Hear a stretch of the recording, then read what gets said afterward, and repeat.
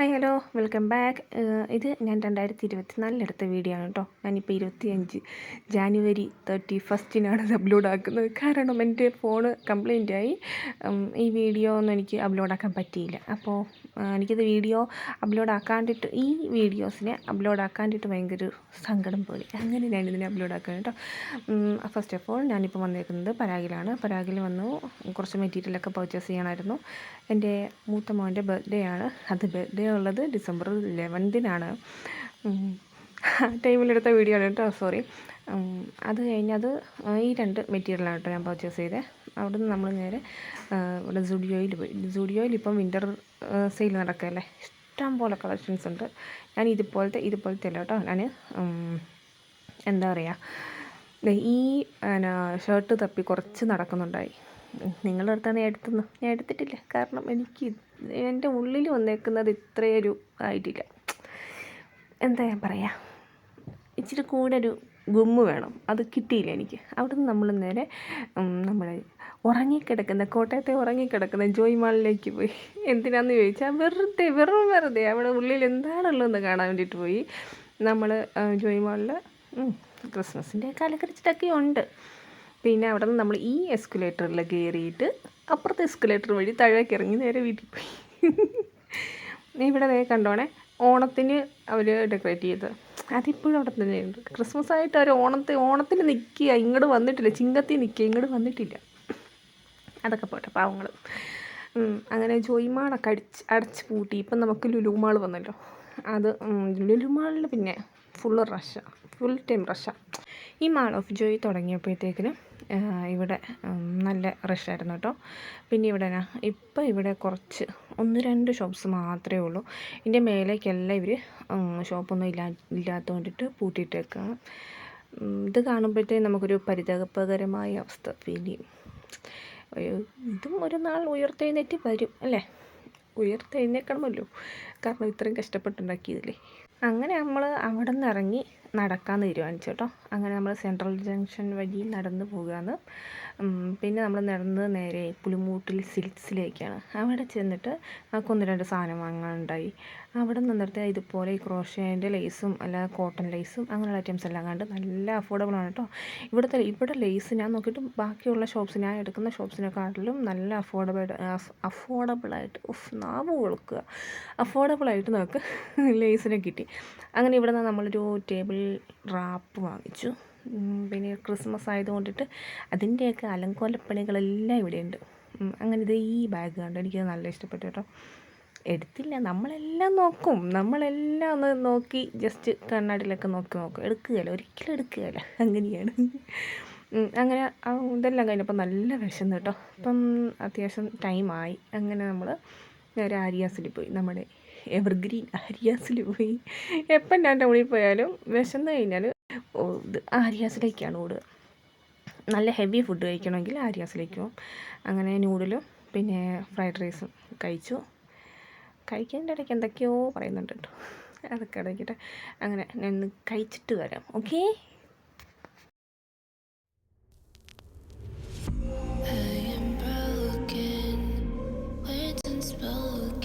അങ്ങനെ പർച്ചേസിങ് എല്ലാം കഴിഞ്ഞ് നമ്മൾ വീട്ടിലെത്തി നമ്മൾ ആദ്യമായിട്ട് ചെയ്തത് നമ്മുടെ ടേബിളിൻ്റെ ചായ മാറ്റണം.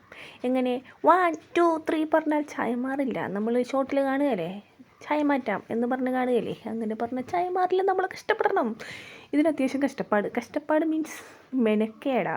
ആ സുനാവുണ്ട്, ആ സംഭവമുണ്ട്, മെനക്കേടുണ്ടെന്നേ, നല്ല മെനക്കേടാ. ഇത് ഞാൻ മീഷോയിൽ നിന്ന് പർച്ചേസ് ചെയ്ത വാൾപേപ്പറാണ് കേട്ടോ. കോംബോയിൽ കിട്ടിയ 3 എണ്ണം. വലിയ വിലയില്ല കേട്ടോ. അങ്ങനെ നമ്മുടെ ഈ ടേബിള് വന്നിട്ട് ഒരു 30 വർഷമായി ഏകദേശം. എൻ്റെയൊക്കെ പ്രായമായി ഈ ടേബിളിന്. അന്നേരം അന്ന് തൊട്ടേ നമ്മളിത് കണ്ട് ബോറടിച്ച് നമ്മളെങ്കിൽ ഇതിനെ മാറ്റാമെന്ന് കുറേ ആയി വിചാരിക്കുന്നു. ബ്രദറിൻ്റെ മാരേജിന് മുന്നേ ഞാൻ ഓർക്കുന്നു ഇതേപോലെ വാൾപേപ്പർ ചെയ്ത് നോക്കിയാലോ. അന്നേരം പിന്നെ എന്താ ടൈമിൽ നമുക്ക് വർക്കൊക്കെ ഉള്ളതുകൊണ്ടിട്ട് ഒട്ടും ടൈം കിട്ടിയില്ല. അങ്ങനെ നമ്മൾ ആമാന്തിച്ച് നിന്നു. നമ്മുടെ സമയം ഇപ്പോഴാണായത്. അങ്ങനെ നമ്മൾ ചെയ്തുകൊണ്ടിരിക്കുന്നു. ഇത് ബബിള് വീഴാണ്ട് നോക്കണം കേട്ടോ. ബബിള് വീണ് കഴിഞ്ഞാൽ പിന്നെ നമ്മൾ പൊക്കി വീണ്ടും വൈപ്പ് ചെയ്ത് ഇടങ്ങേറാന്ന്. പിന്നെ അതെല്ലാം കഴിഞ്ഞ് നമ്മുടെ അതിൻ്റെ സൈഡിനെ കട്ട് ചെയ്ത് മാറ്റാം. എക്സസ് ആയിട്ടുള്ള പീസുകളെല്ലാം നമ്മൾ കട്ട് ചെയ്ത് മാറ്റണം. കട്ട് ചെയ്ത് മാറ്റിയതിന് ശേഷം നമ്മളിത് ഇതിൻ്റെ സൈഡിലേക്ക് വെച്ച് നന്നായിട്ടൊന്ന് പ്രസ് ചെയ്ത് അതിൻ്റെ ആ ഒരു ഷേപ്പാക്കി മീൻസ് എന്താ പറയുക, അത് ആ ഒരു സൈഡിലേക്ക് നമ്മൾ ഒട്ടിച്ച് കൊടുക്കണം. അല്ലെങ്കിൽ പൊന്തിപ്പോരും കേട്ടോ. പിന്നെ അതിൻ്റെ സൈഡെല്ലാം നമ്മൾ നമ്മുടെ ടേബിളിൻ്റെ ആ മൈക്കേൻ്റെ സൈഡിൽ അവിടെ നമ്മൾ ഒട്ടിച്ച് കൊടുക്കുന്നുണ്ട്. അതിൻ്റെ അളവിൽ നമ്മൾ ഇതിനെ എടുത്തിട്ട് ഒട്ടിച്ച് കൊടുക്കണം. ഓക്കെ, അങ്ങനെ ടേബിളിൻ്റെ പണി കഴിഞ്ഞിട്ടില്ല കേട്ടോ, ഇനിയും പണിയുണ്ട്. കാരണം നമ്മുടെ മക്കൾ ഇതിലിട്ടും പണിയുന്നത് കണ്ടിട്ട് ഇതിൻ്റെ മുകളിൽ നമ്മൾ ടേബിൾ റാപ്പ് വിരിക്കണം. ആ ടേബിൾ റാപ്പും കൊണ്ട് പോകുന്ന മക്കളായതുകൊണ്ട് നമ്മൾ അതിന് വേണ്ടിയിട്ട് ഡബിൾ സൈഡ് ടേപ്പ് വാങ്ങിക്കണം. എന്തിന്? ഒട്ടിച്ച് വെച്ചെങ്കിലേ അതും ഈ ടേബിൾ റാപ്പ് നമ്മുടെ ടേബിളിൽ ഒട്ടിച്ച് വെച്ചെങ്കിലേ ഉള്ളൂ അത് അവിടെ ഇരിക്കുകയുള്ളൂ. ഇല്ലെങ്കിൽ അതും കൂടി കൊണ്ടുപോകും. ആ ടൈപ്പ് മക്കളെ കണ്ടോ. നമ്മളിതുപോലെ ഡബിൾ സൈഡ് ടേപ്പ് എടുത്തിട്ട് എവിടെയൊക്കെ ഒട്ടിക്കണം. ഞാൻ ഫുൾ സൈഡ് ഒട്ടിച്ചിട്ടുണ്ട് കേട്ടോ. അതിൻ്റെ റൗണ്ടിൽ തന്നെയാണ് ഒട്ടിച്ചിട്ടുണ്ട്. അതുപോലെ ഒട്ടിച്ച് കൊടുക്കുക. എന്നിട്ട് നമ്മൾ അതിൻ്റെ ആ ഒരു അതിൻ്റെ മുകളിലത്തെ ആ ഒരു സൂത്രം കളഞ്ഞിട്ട് ടേബിൾ റാപ്പ് നന്നായിട്ട് ഒട്ടിച്ച് കൊടുക്കുക. ഓക്കെ, മനസ്സിലായി കാണും എന്ന് ഞാൻ വിചാരിക്കുന്നു. ഇത് കണ്ടോ, നമ്മൾ ആ ഒരു ഡബിൾ സൈഡ് ടേപ്പ് ഒട്ടിച്ചതിന് ശേഷം അനങ്ങുകയല്ല, അവിടെ നിൽക്കും. നല്ല പശയാണ് കേട്ടോ ഈ ഡബിൾ സൈഡ് ടേപ്പിന്. ഇത് ഒട്ടിക്കുന്നത് ഞാൻ ഒന്നുകൂടെ കാണിച്ചു തരാം, എങ്കിലേ നിങ്ങൾക്ക് മനസ്സിലാവുള്ളൂ. ഞാൻ നേരത്തെ പറഞ്ഞിട്ട് മനസ്സിലായിട്ടില്ല എന്ന് എനിക്ക് മനസ്സിലായി. കണ്ടോളൂ. ഇതിപ്പം നമ്മളിങ്ങനെ എടുക്കുക, ടേബിളിൽ ഒട്ടിക്കുക, അവിടെ നിന്ന് പിന്നെയും ഇത് ഇളക്കി മാറ്റി അന്നേരത്തേക്കും നമ്മുടെ പശ അവിടെ ഉണ്ടാവും, ടേബിളിൽ മേൽ ഒട്ടിയിട്ടുണ്ടാവും. അങ്ങനെ അത് അവിടെ നിന്ന് എടുത്ത് നേരെ ടേബിൾ റാപ്പ് ഇടുക, അത് നന്നായിട്ട് വൈപ്പ് ചെയ്ത് കൊടുക്കുക. സെറ്റ്. ഇനി അനങ്ങില്ല, ഇനി നമ്മുടെ ടേബിൾ അനങ്ങില്ല. അത് കഴിഞ്ഞ് നമ്മുടെ ടേബിളിൻ്റെ കഥയെല്ലാം കഴിഞ്ഞ് ഇനിയിപ്പോൾ അടുത്തതായി എൻ്റെ മോൻ്റെ ബർത്ത്ഡേക്ക് ഡ്രസ്സ് നമ്മൾ മെറ്റീരിയൽ വാങ്ങിച്ചില്ലേ, അതിന് നമുക്ക് സ്റ്റിച്ച് ചെയ്തെടുക്കാം. ഇത് ഞാൻ പിൻട്രസ്റ്റിൽ നോക്കിയപ്പോഴത്തേനും കണ്ട് ഇൻട്രസ്റ്റ് ആയിട്ടുള്ളൊരു മോഡലാണ് കേട്ടോ.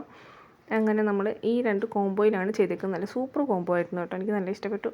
അങ്ങനെ അതിനെ നമ്മൾ സ്റ്റിച്ച് ചെയ്യാൻ തുടങ്ങി. ഇതിൻ്റെ മെഷർമെൻറ്റും കാര്യങ്ങളൊന്നും ചോദിക്കരുത്, ഇതെല്ലാം എൻ്റെ ഒരു ഊഹാപോഹത്തിൽ ഞാൻ ചെയ്തിട്ടുള്ളതാണ്.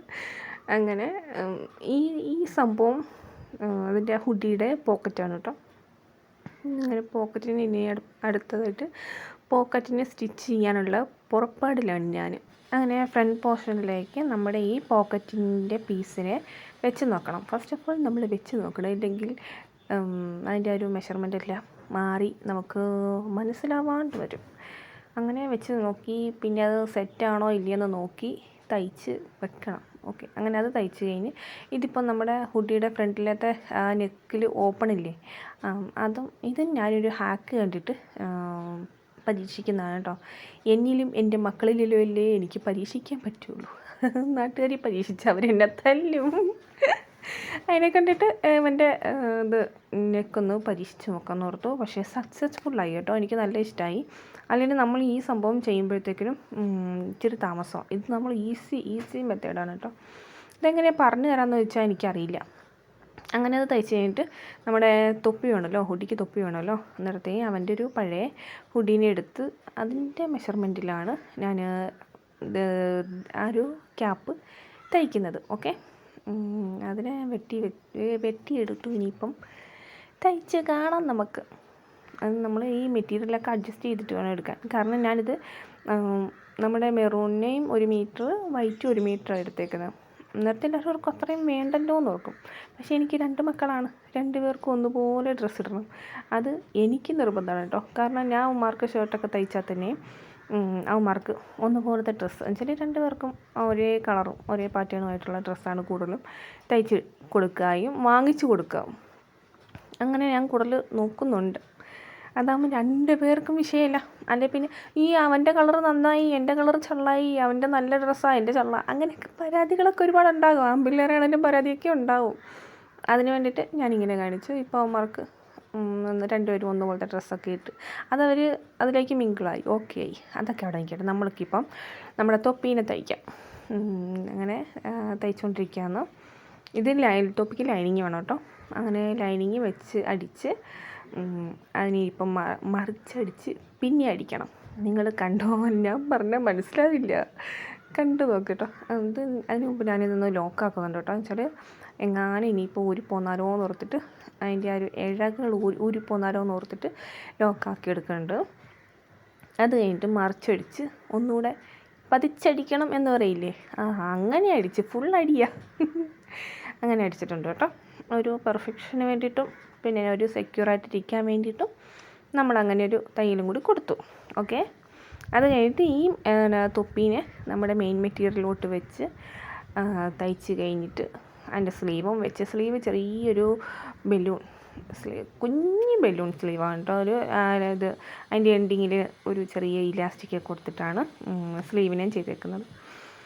അങ്ങനെ തൊപ്പിൻ്റെ പണി കഴിഞ്ഞു, തൊപ്പി ഓക്കെ ആയി. പിന്നെയെന്ന് വെച്ച് കഴിഞ്ഞാൽ വേറെ കോമഡി ഇതൊന്നുമല്ല, മൂത്തവനിക്ക് തയ്ച്ച്, ഇളയവനിക്ക് ഇത്ര ദിവസമായിട്ട് ഞാൻ തയ്ച്ചിട്ടില്ല, തൊട്ടിട്ടില്ല. അന്ന് ഞാൻ തയ്ക്കുമായിരുന്നേ തയ്ച്ച് പോയേനെ, പിന്നെ അന്ന് എനിക്ക് സമയം കിട്ടിയില്ല.